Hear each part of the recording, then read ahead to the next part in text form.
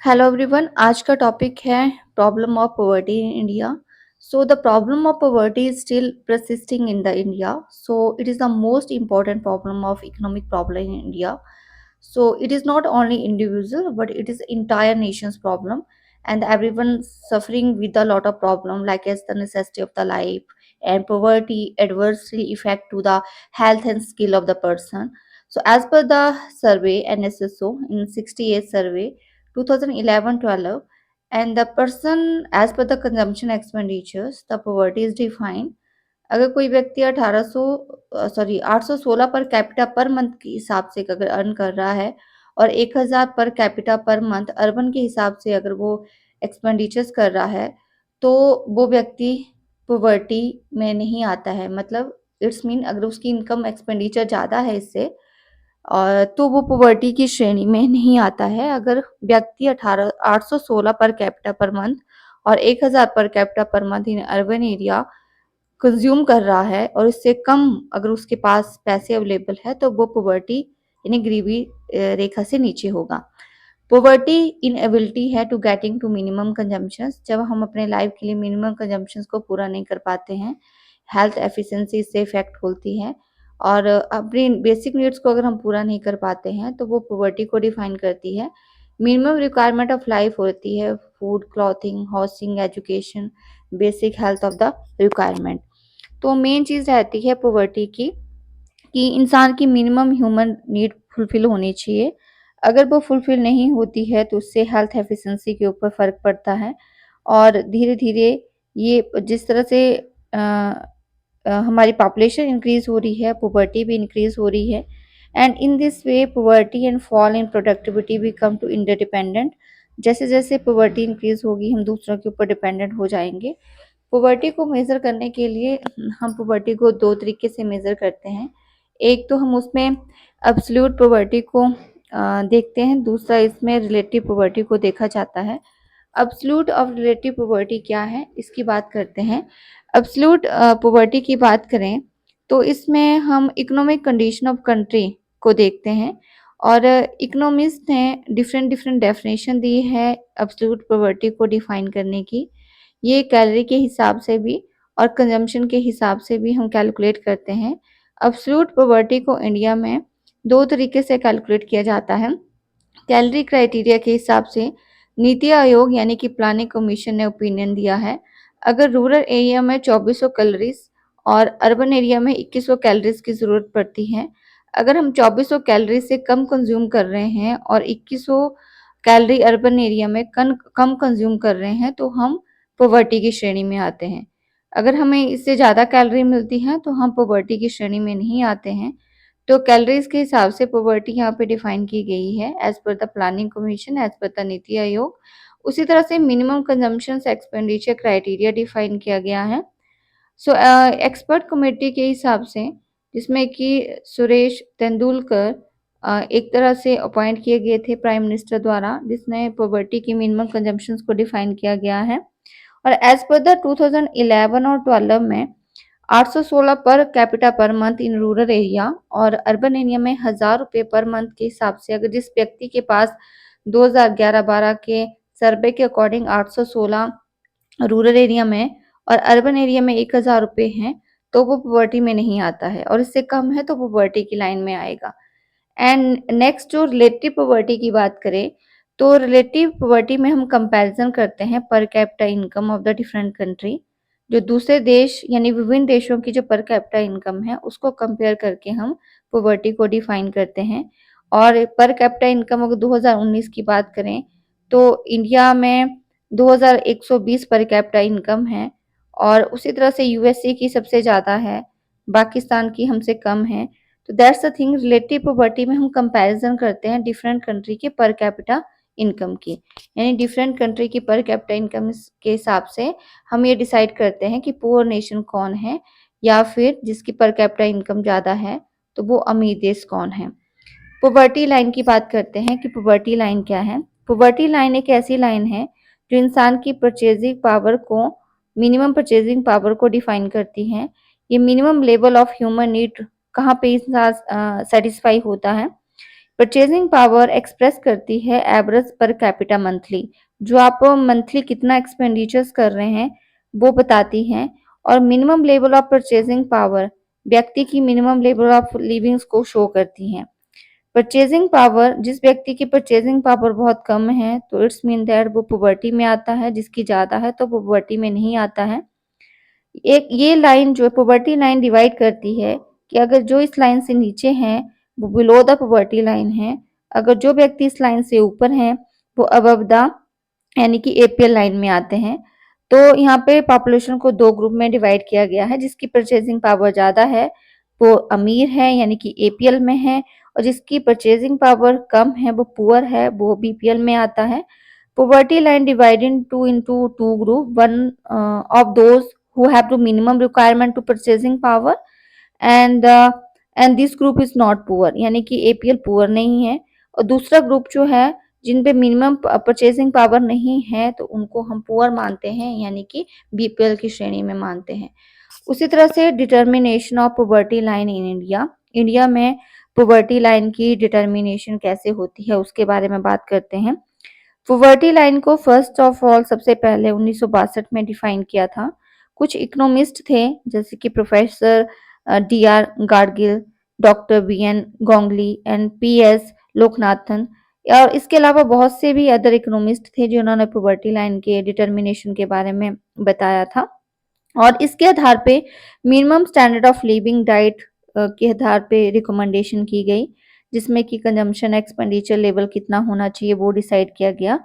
और 1961 और 60 की बात करें तो रूरल एरिया में 20 रुपये कंजम्पशंस और अर्बन एरिया में 25 रुपये की कंजम्पशंस वहाँ पे डिसाइड हुई थी।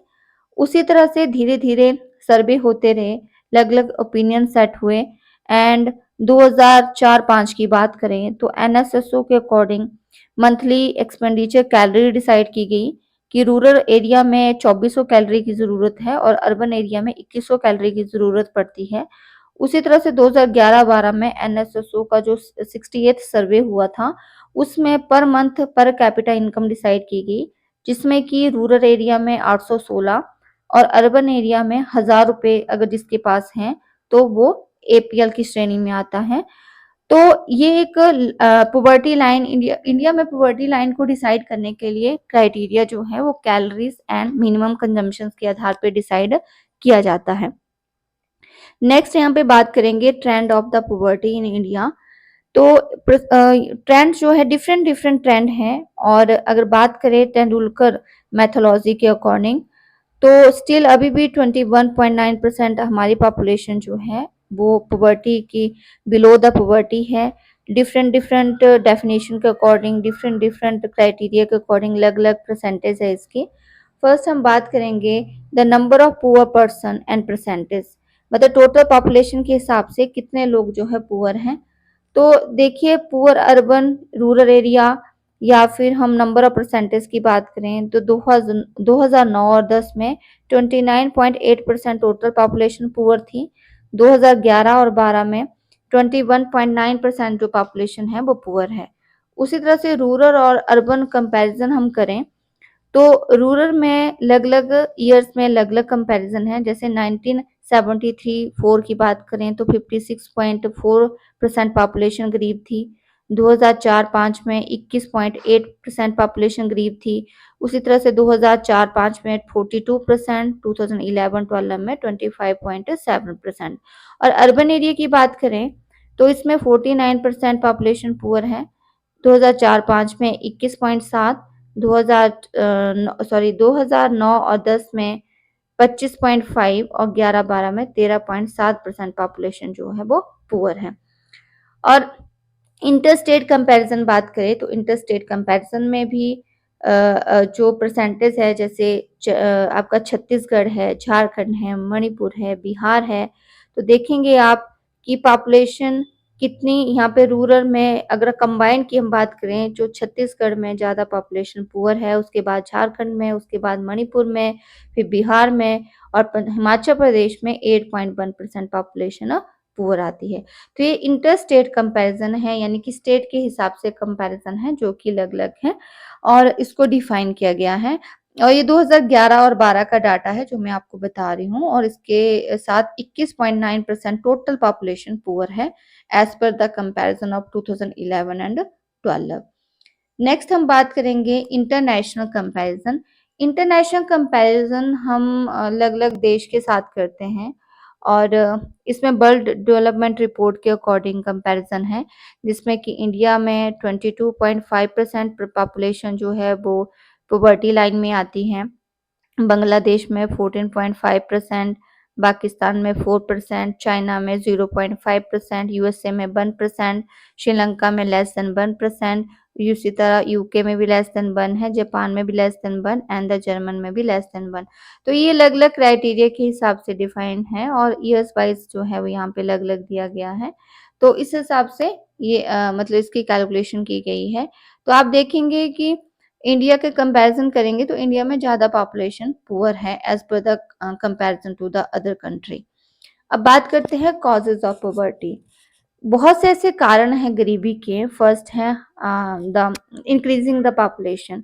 तो हमारी पॉपुलेशन 1.2% पर ईयर के हिसाब से इंक्रीज हो रही है, तो ये बहुत बड़ा रीजन है।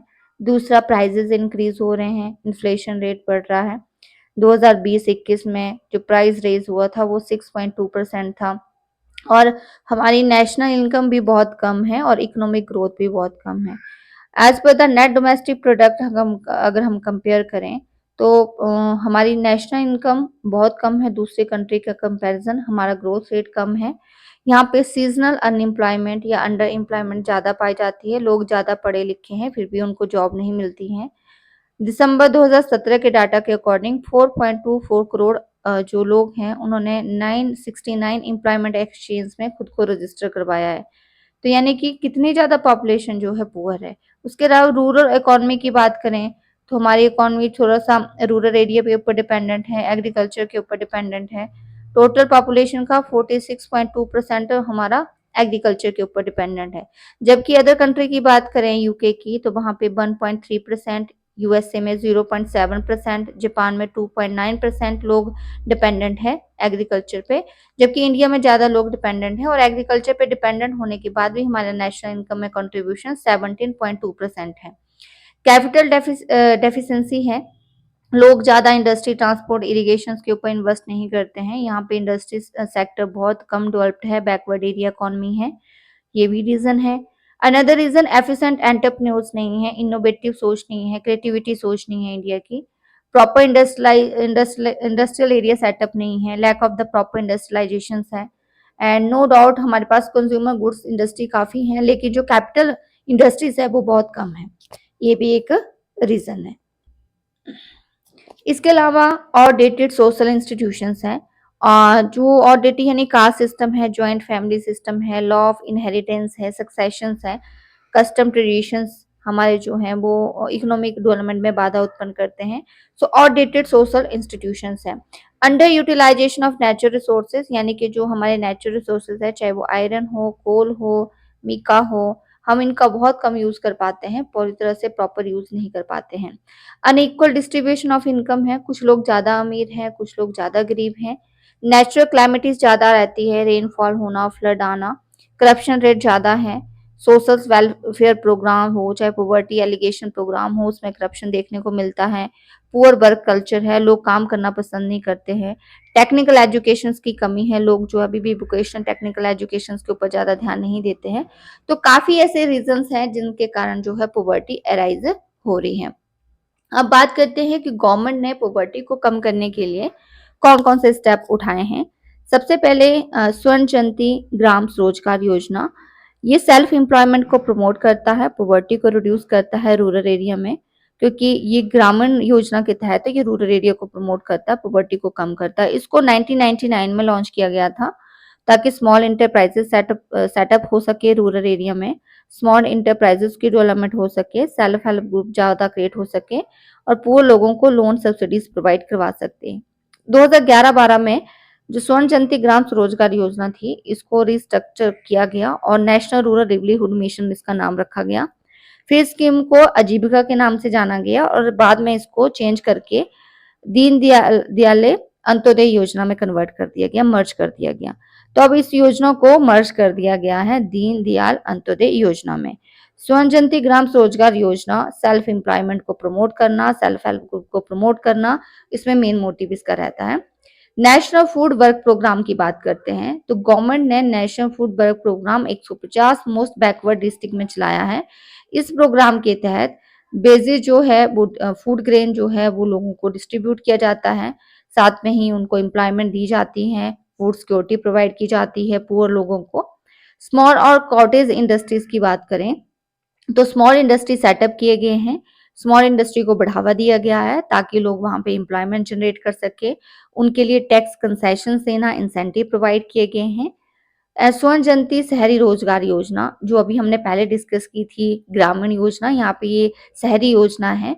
ये शहर के लोगों को सेल्फ एम्प्लॉयमेंट देती है और वहाँ पे सेल्फ एम्प्लॉयमेंट प्रोग्राम को प्रमोट करती है, अर्बन बेजेस एम्प्लॉयमेंट प्रोग्राम को प्रमोट करती है और ये शहरी जो लोग हैं उनके लिए एम्प्लॉयमेंट जनरेट करती हैं। 2013 में इसको रिप्लेस कर दिया गया नेशनल अर्बन लिवलीहुड मिशन में। अब इसको दीनदयाल अंत्योदय मिशन के नाम से जाना जाता है, जो कि स्किल एम्प्लॉयमेंट प्रोग्राम भी करवाती है अर्बन पुअर्स के लिए। फिफ्थ है मनरेगा, जिसको Mahatma Gandhi national rural employment guarantee act भी कहते हैं। इस एक्ट को 2005 में लाया गया और 2006 और 7 में इसको 200 डिस्ट्रिक्ट में इस प्रोग्राम को लॉन्च किया गया। इस प्रोग्राम के तहत at least 100 day guarantee basis employment दी जाती है पुअर लोगों को और बहुत से लोग इसका बेनिफिट उठा चुके हैं और 2020-21 के अकॉर्डिंग 7.56 करोड़ लोगों को इसके अकॉर्डिंग एम्प्लॉयमेंट मिली है। नेक्स्ट हम बात करते हैं अदर प्रोग्राम की, जैसे differential rate of interest scheme. इसके तहत पुअर लोगों को लोन प्रोवाइड किया जाता है और उसकी इंटरेस्ट रेट 4% रहता है। इस स्कीम को 1972 में लॉन्च किया गया। ये रूरल पुअर लोगों को सेल्फ एम्प्लॉयमेंट प्रमोट करने के लिए लोन प्रोवाइड करती है। नेक्स्ट है प्रधानमंत्री ग्रामोदय योजना। इसको 2001 में लॉन्च किया गया। इसके तहत ग्राम के लोगों को, गांव के लोगों को कंसेशंस लोन दिया जाता है, चाहे वो भैंस खरीदना हो, चाहे वो अदर कैटल्स परचेज करना हो, मिल्क प्रोड्यूसिंग कैटल्स की परचेजिंग के लिए भी लोन दिया जाता है। Concessional loan to start cottage and small industry, तो कंसेशंस लोन दिए जाते हैं स्मॉल स्केल इंडस्ट्री सेटअप करने के लिए। Next minimum need programme. Minimum need programme यानी कि जो पुअर लोग हैं उनके स्टैंडर्ड ऑफ लिविंग को इम्प्रूव करना, उनकी मिनिमम नीड रिक्वायरमेंट को पूरे करने के लिए चलाया गया है। इस प्रोग्राम के तहत primary education, rural health, rural water supply, rural road की फैसिलिटीज, इलेक्ट्रिसिटी की फैसिलिटी, हाउसिंग फैसिलिटी की व्यवस्था करना है। 20 पॉइंट प्रोग्राम की बात करें तो 20 पॉइंट प्रोग्राम को 1982 में लॉन्च किया गया और इसके अकॉर्डिंग पॉवर्टी को कम करना, मिनिमम वेजेस को फिक्स करना, लोगों को रूरल एरिया में हाउस बनाना, पब्लिक डिस्ट्रीब्यूशन सिस्टम्स को बढ़ाना एंड लेबर्स की रिहेबिलिटेशंस करना, इरिगेशन फैसिलिटी को इम्प्रूव करना, बहुत से 20 पॉइंट प्रोग्राम में आते हैं इसको, जिससे कि लोगों की गरीबी रेखा से लोग ऊपर उठ सकें। नेक्स्ट प्रोग्राम चलाया गया नेशनल सोशल असिस्टेंस प्रोग्राम, जिसको कि हम Indira Gandhi national old age pension scheme के अंतर्गत मानते हैं। Indira Gandhi national old age pension scheme में जिसकी एज 60 साल से ऊपर होती है और जो बिलो पॉवर्टी लाइन है उनको पेंशन्स लगती हैं और सेंट्रल गवर्नमेंट के अकॉर्डिंग ये बीपीएल विडो के लिए पेंशन्स 40 से 59 के बीच दी जाती हैं। इसके अलावा डिसेबल पेंशन स्कीम भी है। ये डिसेबल पर्सन 18 से 59 के बीच होगा तो उसको डिसेबल पेंशन स्कीम भी लगती है। अटल पेंशन योजना चलाई गई है। अटल पेंशन योजना को 2015-16 में चलाया गया है। जिसकी एज 18 से 40 साल के बीच होती है उनको मिनिमम 1 से 5,000 पर मंथ के हिसाब से पेंशन्स लगती हैं और जिनकी एज जो है और सब्सक्राइबर यहाँ पे 60 साल तक इसका बेनिफिट उठा सकता है। आम आदमी बीमा योजना की बात करें, आम आदमी बीमा योजना को द AABI भी कहते हैं। ये गवर्नमेंट के थ्रू लॉन्च की गई है और जो बिलो पॉवर्टी लाइन है या जो 18 से 59 के बीच हैं उनकी लाइफ की इंश्योरेंस की जाती है और इस योजना के तहत the one earning member of the family is insured, एक अर्निंग मेंबर को इंश्योर किया जाता है और सेंट्रल गवर्नमेंट 50% प्रीमियम पे करती हैं इसमें और बाकी स्टेट गवर्नमेंट पे करती हैं और व्यक्ति को हर साल 200 रुपये इंश्योरेंस के देने पड़ते हैं। अगर बाई चांस उसकी नेचुरल डेथ होती है तो 30,000 और एक्सीडेंट के हिसाब से डेथ होती है तो 75,000 डिसेबल पर्सन को दिया जाता है। अंत्योदय अन्न योजना की बात करते हैं तो अंत्योदय अन्न योजना में अगर हम बात करें तो इसमें फूड ग्रेन सब्सिडीज दी जाती है 2 रुपये पर किलो बीट के हिसाब से और 3 रुपये पर किलो राइस के हिसाब से और other 35 kilo for family monthly family को राशन के हिसाब से जो है वो 35 किलो दिया जाती है फूड ग्रेन। तो अंत्योदय अन्न योजना में 2 किलो उसको चावल मिलते हैं, 3 किलो राइस मिलते हैं, सॉरी 2 किलो गेहूं मिलते हैं, 3 किलो राइस मिलते हैं। Next targeted public distribution system चलाया गया है। ये बीपीएल फैमिलीज के लिए हैं जो अंत्योदय योजना में नहीं आती हैं। उनको 35 kilo food grain per month मिलता है। जो बिलो द पॉवर्टी लाइन है उनको 4.15 किलो के हिसाब से 5.65 किलो के हिसाब से राइस मिलती है और 4.15 के हिसाब से उनको गेहूं दिया जाता है। भारत निर्माण की बात करते हैं तो रूरल इंफ्रास्ट्रक्चर को डेवलप करना, विलेजेस के रोड को अच्छे से कनेक्ट करना, टेलीफोन कनेक्टिविटी को बढ़ाना, अच्छा पानी की व्यवस्था देना, बिजली की व्यवस्था देना, ये भारत निर्माण में आता है। तो इससे भी लोग जो है उनका लिविंग स्टैंडर्ड इंक्रीज होता है, पॉवर्टी कम होती है। राष्ट्रीय स्वास्थ्य बीमा योजना चलाया गया है। तो ये योजना 30,000 रुपए की कवरेज देता है बीपीएल कैटेगरी के लोगों को और जो लोग अनऑर्गेनाइज सेक्टर में काम करते हैं उनके तहत उनको स्मार्ट कार्ड बनाए गए हैं और अब इसको Ayushman Bharat national health protection mission में कन्वर्ट कर दिया गया है जिसमें 5 लाख तक पर फैमिली को जो पुअर फैमिली है उसकी हेल्थ इंश्योरेंस जो है करवाई जाती है।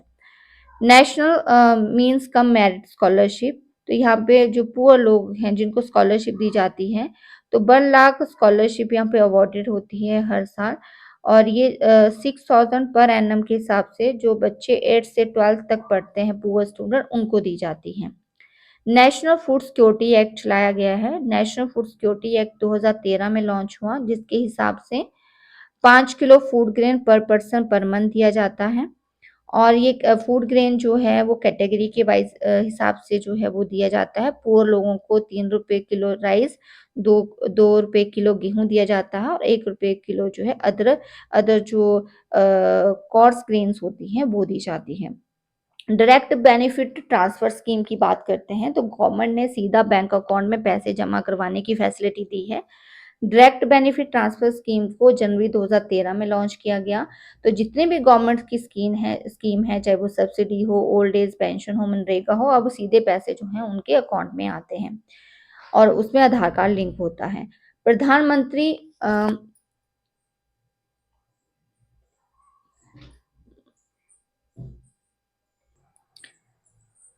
प्रधानमंत्री जन धन योजना की बात करते हैं। इस स्कीम को 2014 में लॉन्च किया गया।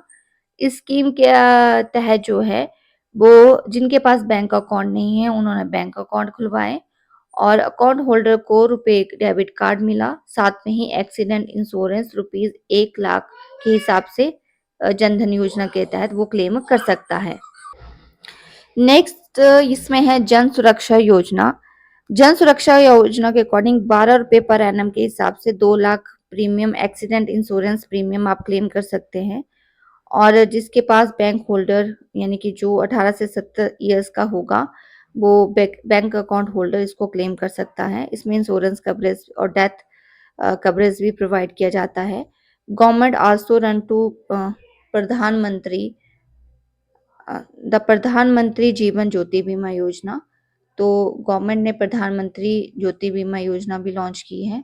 उसके तहत भी व्यक्ति को 2 लाख प्रीमियम 330 पर एनम के हिसाब से अगर कोई कुछ होता है तो वो क्लेम कर सकता है और वही व्यक्ति क्लेम कर सकता है जिसकी एज 18 से 50 ईयर के बीच होगी। तो ये था आपका प्रधानमंत्री जीवन ज्योति बीमा योजना जिसमें कि हमने डिफरेंट प्रोग्राम जो एम्प्लॉयमेंट जनरेशन प्रोग्राम है कौन कौन से हैं या गरीबी को हटाने के लिए कौन कौन सी स्कीमें चलाई गई है उसके बारे में बात की। अब बात करते हैं evaluation of poverty to elevation programme. अगर हम इन प्रोग्राम की वैल्यूएशंस करें तो क्या निकलती हैं, तो इन प्रोग्राम से इनइफेक्टिव एम्प्लॉयमेंट जनरेट हुई, यानी कि अच्छी तरह से एम्प्लॉयमेंट जो गवर्नमेंट ने स्कीम लॉन्च की थी, वो अच्छी तरीके से पॉवर्टी को रिड्यूस नहीं कर पाई ड्यू टू द करप्शन या फिर अदर मैनी रीजंस। यहाँ पे जो फैसिलिटी ही थी वो प्रॉपर नहीं मिली। नेक्स्ट इसमें डिफेक्टिव इम्प्लीमेंटेशन ऑफ प्रोग्राम हुआ। यहाँ पे जो प्रोडक्टिव एसेट्स थे या फिर जो प्रोडक्टिव रिक्वायरमेंट थी उनका सही प्रयोग नहीं किया गया। डिफेक्टिव प्लानिंग की वजह से जो प्लान बने पॉवर्टी को रिड्यूस करने के लिए वो इफेक्टिव नहीं थे, फंड अच्छे से एलोकेट नहीं हुआ और ज़्यादातर इन प्लानिंग्स में सिक पर्सन को, डिसेबल पर्सन को निगलेक्ट किया गया, हैंडीकैप पर्सन को निगलेक्ट किया गया and lack of the coordination among two poverty elevation programme. Programme तो चलाए लेकिन उनका लोगों के साथ प्रॉपर कोऑर्डिनेशंस नहीं हुआ। जो भी फंड यहाँ पे दिए गए वो पंचायतों ने इसका मिसयूज़ किया और पॉवर्टी एलिवेशन प्रोग्राम के बारे में लोगों को जानकारी नहीं है। तो ये काफ़ी रीजंस थे, पॉवर्टी इसके कारण बस कम नहीं हुई। अगर सजेशंस की बात करें तो पॉवर्टी को कम करने के लिए हम क्या कर सकते हैं? पहला, इकोनॉमिक ग्रोथ रेट को हमें इंक्रीज करना पड़ेगा। पॉवर्टी को कम करने के लिए हमें इकोनॉमी को ग्रो करना पड़ेगा, एग्रीकल्चर को डेवलप करना पड़ेगा, आउटडेटेड टेक्निक को छोड़ना पड़ेगा, न्यू टेक्निक को एंड केमिकल फर्टिलाइजर्स को, बेटर सीड्स को इम्प्रूव करना पड़ेगा। थर्ड, प्रोडक्शन ऑफ गुड्स को इंक्रीज करना पड़ेगा। रूरल और अर्बन पुअर को कम करना है तो आपको मास कंजम्पशंस करनी पड़ेगी, चाहे वो क्लॉथिंग हो, शुगर्स हो। साथ में ही कैपिटल इंटेंसिव टेक्निक के साथ साथ लेबर इंटेंसिव टेक्निक को बढ़ाना पड़ेगा। Stability in the price level, poverty को कम करने के लिए हमें इन्फ्लेशन रेट को कम करना पड़ेगा। साथ में ही पॉपुलेशन को देखना पड़ेगा, पॉपुलेशन ग्रोथ रेट को कम करना पड़ेगा। पॉपुलेशन हर साल 1.2% के हिसाब से बढ़ रही है, उसको कम करना पड़ेगा। एम्प्लॉयमेंट जनरेटिंग प्रोग्राम चलाने पड़ेंगे ताकि लोगों को एम्प्लॉयमेंट हो, मल्टीपल क्रॉपिंग हो, अंडर एम्प्लॉयमेंट हो उनको कम करना, डिसगाइज्ड अनएम्प्लॉयमेंट को कम करना, कॉटेज इंडस्ट्री सेटअप करना, कंस्ट्रक्शन वर्क को बढ़ाना, ये काम करना है। साथ में ही टेक्निक ऑफ प्रोडक्शन को हमें चेंजिंग करनी पड़ेगी। जिस टेक्निक से हम प्रोडक्शन करते हैं उसमें लेबर इंटेंसिव टेक्निक को भी अपनाना पड़ेगा। साथ में इनइक्वालिटी को कम करना पड़ेगा। जो हमारी इनकम और वेल्थ की इनइक्वालिटी है, जिसके कारण बस जो है अमीर अमीर है, गरीब गरीब है, उस तरह से भी इनइक्वालिटी को कम करना पड़ेगा। लाइसेंसिंग पॉलिसीज बना के, फिजिकल या अदर चेकअप रख के, more concession to backward area, backward classes को हम कंसेशन रेट दे के जो है वो पॉवर्टी को कम कर सकते हैं।